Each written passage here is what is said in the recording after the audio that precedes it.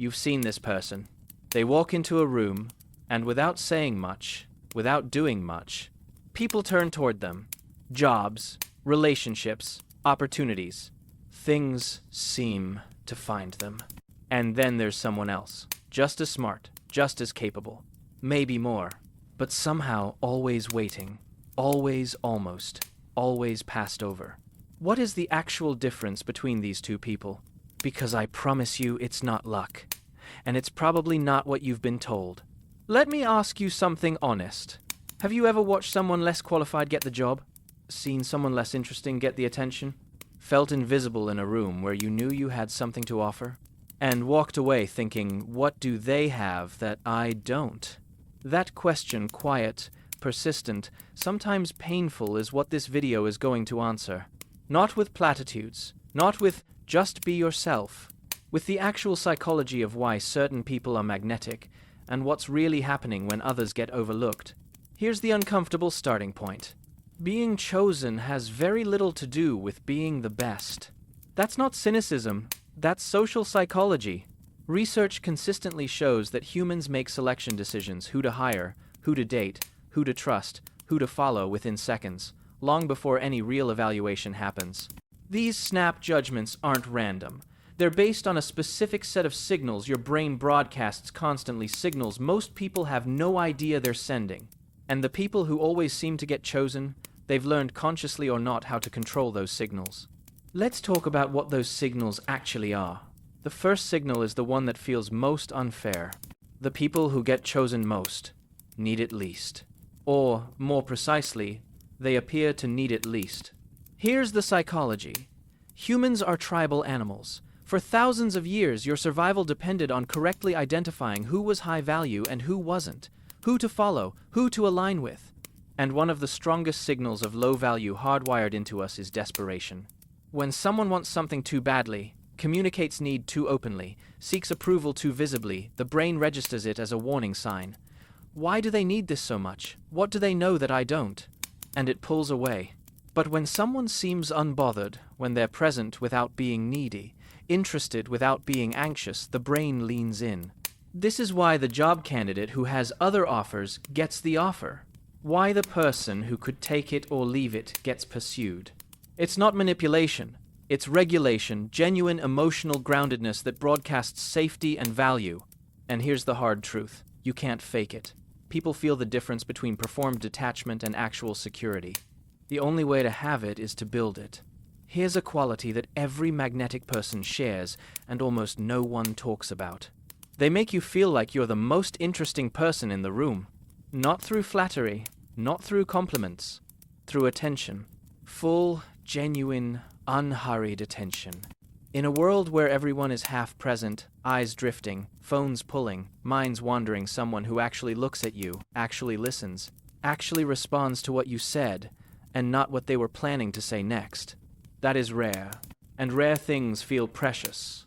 There's a concept in psychology called felt understanding, the experience of feeling genuinely seen and understood by another person.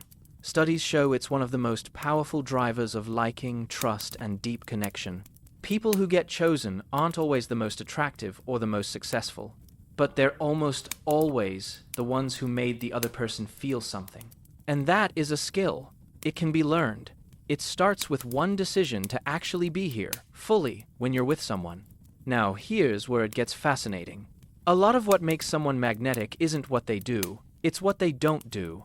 They don't over-explain themselves. They don't rush to fill silence. They don't shrink when challenged. They don't change their answer when someone looks skeptical. These are all forms of a single thing, self-certainty. And self-certainty is one of the most socially powerful signals a human being can broadcast. Here's why. The brain is constantly running an unconscious question on every person it meets. Does this person know who they are?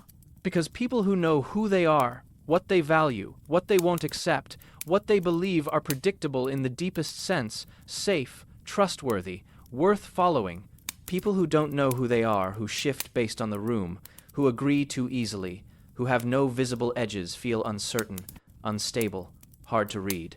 And the brain doesn't like hard to read. It moves past it. This is why the person who speaks less but with total conviction carries more weight than the person who talks constantly but trails off at the end of every sentence. Your certainty communicates your value before you say a single interesting thing. Now, here's the part most people in your position need to hear. Some of you aren't being overlooked because you lack these qualities. You're being overlooked because you're hiding them. There's a quiet behavior pattern that psychologists call self-concealment, and it's devastatingly common in people who've been hurt, rejected, or overlooked before. It works like this. You got passed over once, or twice, or enough times that a belief formed. If I show too much of myself, if I'm too much, I'll be rejected again. So you started making yourself smaller, safer, less visible. You stopped sharing opinions until you knew the room was safe. You stopped letting people see how much you wanted something. You stopped arriving fully because full arrivals had gotten you hurt. And here's the brutal irony. The very protection you built, the dimming, the shrinking, the careful self-editing, is broadcasting exactly the signal that causes people to overlook you. Not because you're not enough, because they can't see enough of you to know that you are. Here's a layer that almost no video about this topic will tell you. Sometimes the problem isn't you at all. Sometimes it's the system doing the choosing. Because selection in jobs, in social circles, in dating, is never fully objective. It's shaped by bias, by familiarity, by who looks like the person who succeeded before, by who makes the decision maker comfortable, by unspoken cultural codes, which means sometimes being overlooked isn't a verdict on your value. It's a verdict on your fit in that room, for that person, in that moment. And fit is not the same as worth.